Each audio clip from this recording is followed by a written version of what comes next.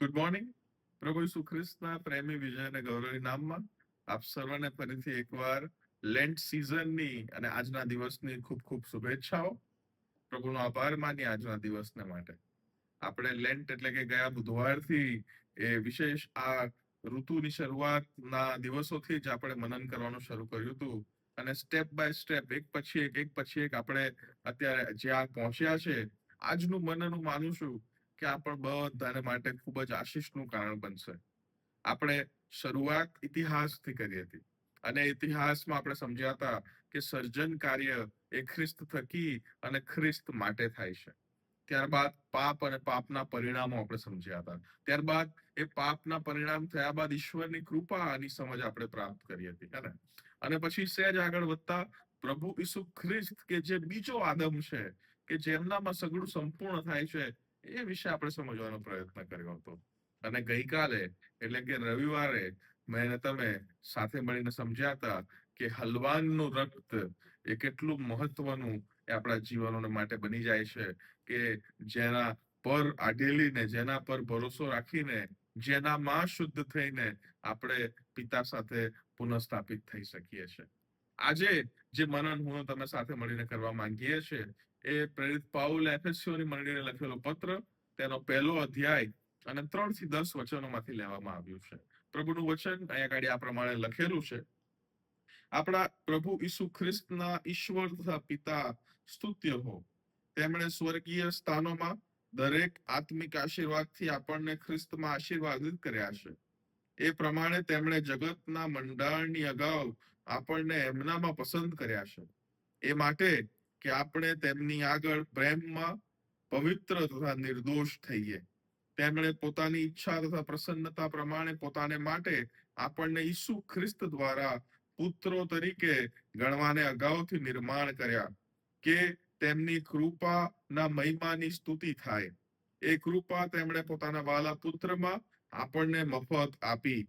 એમનામાં એમના લોહી દ્વારા તેમની કૃપાની સંપત પ્રમાણે આપણને ઉદ્ધાર એટલે પાપની માફી મળી છે.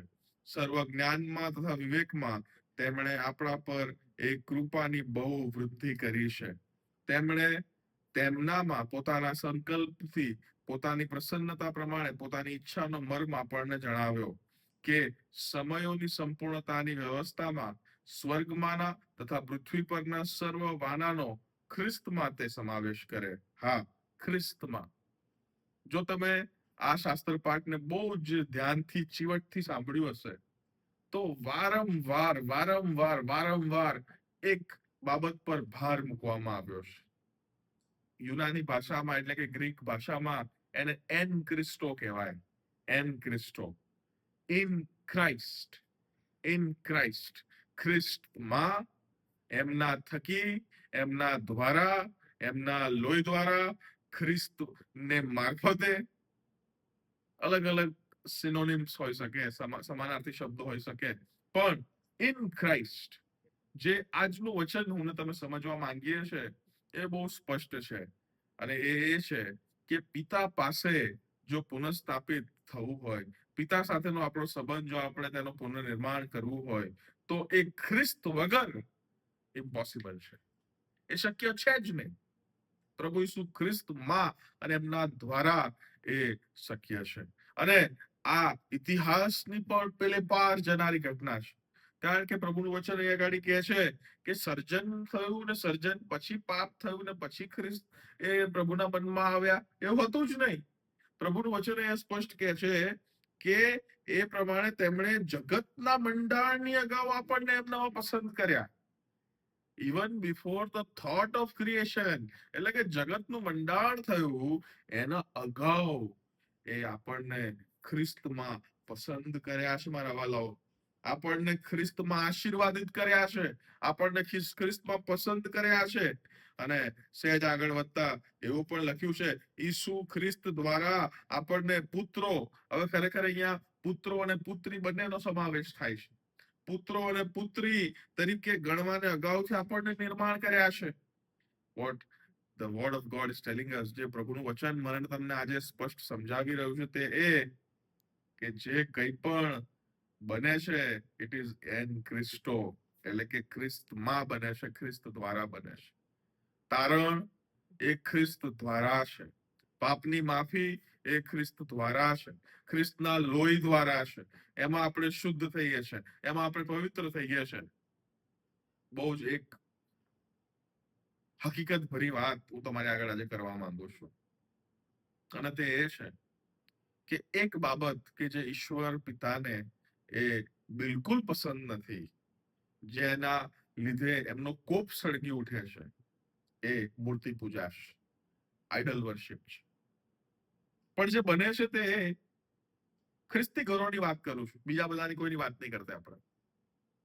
ખ્રિસ્તી ઘરોની અંદર જે બને છે તે એ કે એ ઘરોની અંદર અલગ અલગ પ્રકારની મૂર્તિઓ એ રાજ કરવા લાગે છે. ઓરિજિનલ ડિઝાઇન પ્રમાણે ખ્રિસ્તની પ્રતિમા કોણ હતી?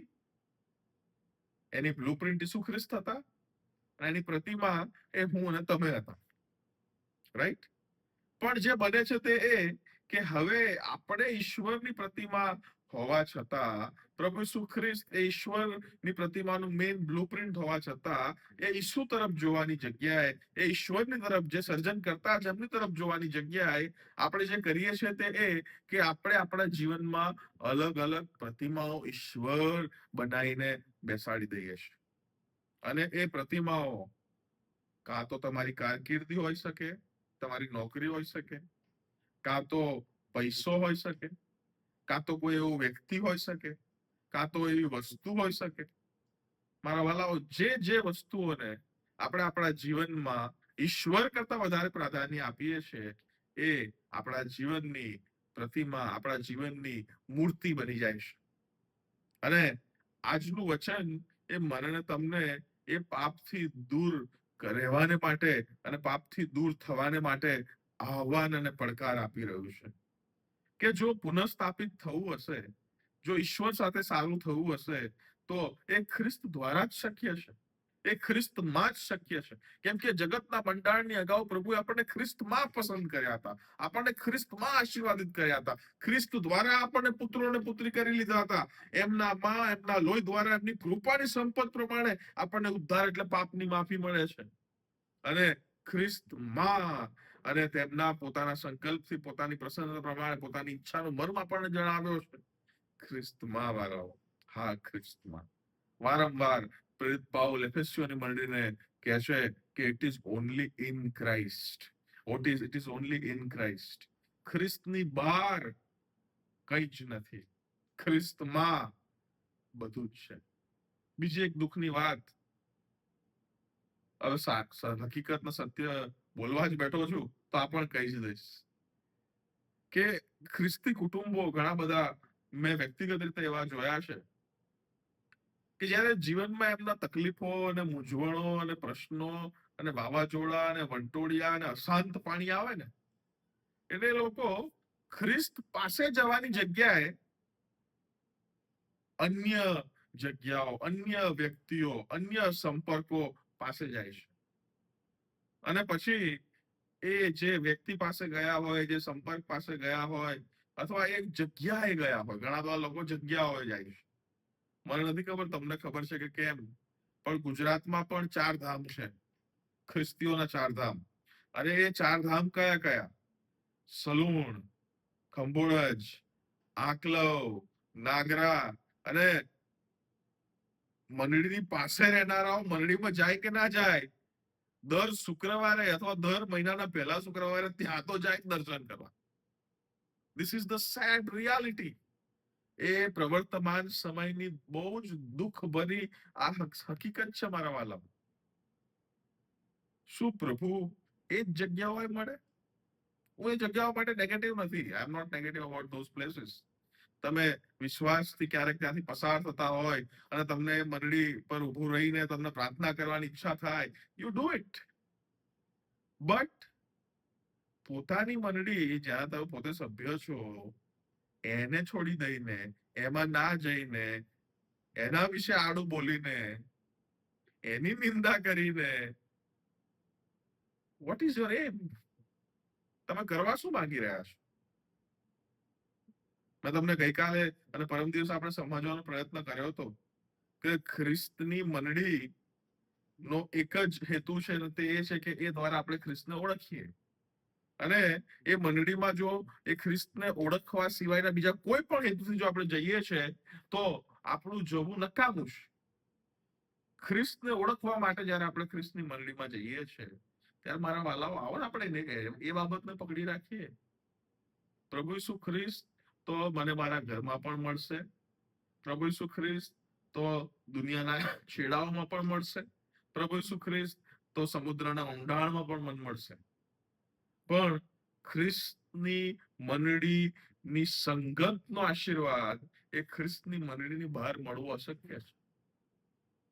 અને મંડળીના સંગતના ભાગીદાર આપણે બનીએ, અને એ અવયવ આપણે એમ ખ્રિસ્તના શરીરના અવયવ બનીએ, એ બહુ જ અગત્યનું જ મારા વાલાઓ. That is the design. આવો આપણે અંધશ્રદ્ધામાં ના ડૂબી જઈએ. અંધશ્રદ્ધામાં ના ડૂબી જઈએ. એ જગ્યાએ જવાથી જ પ્રાર્થના સંભળાય છે એવું છે જ નહીં. અમુક લોકો પ્રાર્થના કરે તો જ પ્રાર્થના સંભળાય છે એવું છે નહીં. અમુક લોકો પાસે તો રેડ કાર્ડ આખા હોય છે. પ્રાર્થના કરવાના આટલા, રડીને પ્રાર્થના કરવાના આટલા, ઘૂંટણે પડીને પ્રાર્થના કરવાના આટલા, ઉપવાસ સાથે પ્રાર્થના કરવાના આટલા, અને પછી તમે એમને એટલા પૈસા આપો એટલે પછી એ રીતના એ લોકો પ્રાર્થના કરે. This is become a business. શું તમે પ્રભુને પ્રાર્થના કરશો પ્રભુ તમારી વાત નહીં સાંભળે? આપણે થોડા દિવસ પછી જોઈશું મંદિરનો પડદો ઉપરથી નીચે આખો ફાટી ગયો, અને સૌથી મોટું ચિહ્ન હતું કે માણસ અને ઈશ્વર પિતા વચ્ચે હવે કઈ જ વિભાજન રહ્યું નહીં. પ્રભુ ઈસુ ખ્રિસ્તમાં હવે આપણને ઈશ્વર પિતાનો ડાયરેક્ટ એક્સેસ છે. મારે ને તમારે બીજા કોઈ વ્યક્તિ પાસે બીજી કોઈ જગ્યાએ એવી જવાની જરૂર છે જ નહીં. જ્યાં છે ત્યાં વિશ્વાસથી જો આપણે ઈશ્વર પાસે જઈશું ઈસુના નામમાં, પ્રભુ ઈસુના નામમાં, તો ઈશ્વર પિતા ચોક્કસ આપણી કરેલી અરજો જો વિશ્વાસથી કરેલી હશે તો એ સાંભળશે જ, અને એમની ઈચ્છાની યોજના પ્રમાણે એમના સમયમાં એનો પ્રત્યુત્તર વાળી આપશે. Let us not run here and there મારા વાલાઓ. અહીંયા ભાગીને આપણે આપણા તારણ ખરીદવાનો પ્રયત્ન ના કરીએ, કેમ કે તારણ ખરીદી શકાતું જ નથી. You cannot buy your salvation. એ તારણ મફત ભેટ છે. પ્રભુનું વચન અહીંયા ગાડી લખેલું છે કે આપણને મફત આપવામાં આવ્યું છે. અને જ્યારે એ બાબત આપણને જો મફત તારણ આપણને મળ્યું હોય તો શા માટે ધક કરવી? તમે જો વાંચો તો 6ઠ્ઠી કલમમાં લખ્યું છે કે તેમની કૃપાના મહિમાની સ્તુતિ થાય. એ કૃપા તેમણે પોતાના વાલા પુત્રમાં આપણને મફત આપી છે. Grace is free. પણ ઘણી બધી વાર આપણે એ ફ્રી ગ્રેસ જે છે ને એને એટલું બધું હાઈપ કરી દઈએ છે, અને એટલું બધું મહત્વ, અરે ગમે તેટલા પાપ કરો ને પ્રભુ તો કૃપાળુ છે જ ને, પ્રભુ કૃપાથી માફ કરી જ દેશે. પણ એની આગળ એક ડિમાન્ડ ખ્રિસ્તીઓ પાસે કરવામાં આવી છે, અને તે એ છે કે એ માટે કે આપણે તેમની આગળ પ્રેમમાં પવિત્ર અને નિર્દોષ થઈએ. To be holy and innocent. To be holy and innocent. એક ડિમાન્ડ છે જે પ્રભુનું વચન આપણા પાસેથી કરે છે. પાપી સ્વભાવ છે, પહેલો આદમ, અને એનો સ્વભાવ આપણામાં રાજ કરે છે. એ કરતા જ રહેવાનો છે. ક્યાં સુધી? કાં તો પ્રભુ ઈસુ ખ્રિસ્ત આવી જાય, કાં તો પછી આપણું મરણ થાય. પણ જયારે ખ્રિસ્તને આપણે અંગીકાર કરીએ છીએ ત્યારે મારા વાલાઓ એ માણસનો એટલે બે આદમ જે છે, પહેલો આદમ અને બીજો આદમ, એ બંનેના સ્વભાવો એના વચ્ચે સંઘર્ષ થાય છે. અને સંઘર્ષની અંદર એ માણસ જાત તરીકે આપણી એ પસંદગી હોય છે કે આપણે કયા આદમના સ્વભાવને સ્વીકારીએ છીએ. શું પહેલા આદમના પાપી સ્વભાવને સ્વીકારીએ છીએ, કે પછી શું બીજા આદમના એ નિષ્કલંક, પાપ રહિત અને પાપથી દૂર રહેવાના સ્વભાવને આપણે સ્વીકારીએ છીએ? ખ્રિસ્તમાં તારણ છે, ખ્રિસ્ત સિવાય નથી. ખ્રિસ્તમાં કૃપા છે, ખ્રિસ્ત સિવાય નથી. ખ્રિસ્તમાં જીવન છે, ખ્રિસ્ત સિવાય નથી. આપણે ભૂલીએ નહીં. ખ્રિસ્તમાં કૃપા છે, ખ્રિસ્ત સિવાય કૃપા નથી. આવો મારા વાલાઓ, આપણને જ્યારે જગતના મંડાણની અગાઉ આપણને જો પસંદ પ્રભુએ કરેલા છે તો એનું મહત્વ આપણે સમજીએ, અને એ પ્રમાણેનું જીવન જીવીએ મારા વાલાઓ. આ લેન્ટ સિઝન, સ્વનકારની સિઝન, આ આત્મ તપાસની સિઝન, પશ્ચાવાની સિઝન, પશ્ચાતાપ કરવાની સિઝન, એ આપણને શીખવે છે ઈસુ ગમ જોવાનું ભૂલીએ નહીં. ઈસુ તરફ નજર કરીએ અને એ ઈસુમાં મળતા આશીર્વાદોને આપણે પ્રાપ્ત કરીએ. એફએસસી 1:3-10 તમે વાંચજો ફરીથી એકવાર કે ખ્રિસ્તમાં આપણને કેટલા આશીર્વાદો મળ્યા છે. એ બધા આશીર્વાદો જો માણવા હશે ને તો ખ્રિસ્તમાં આવવું પડશે. And Christo is the motive, my dear friends. પ્રભુ આપ સર્વને આશીષ આપો. આમેન.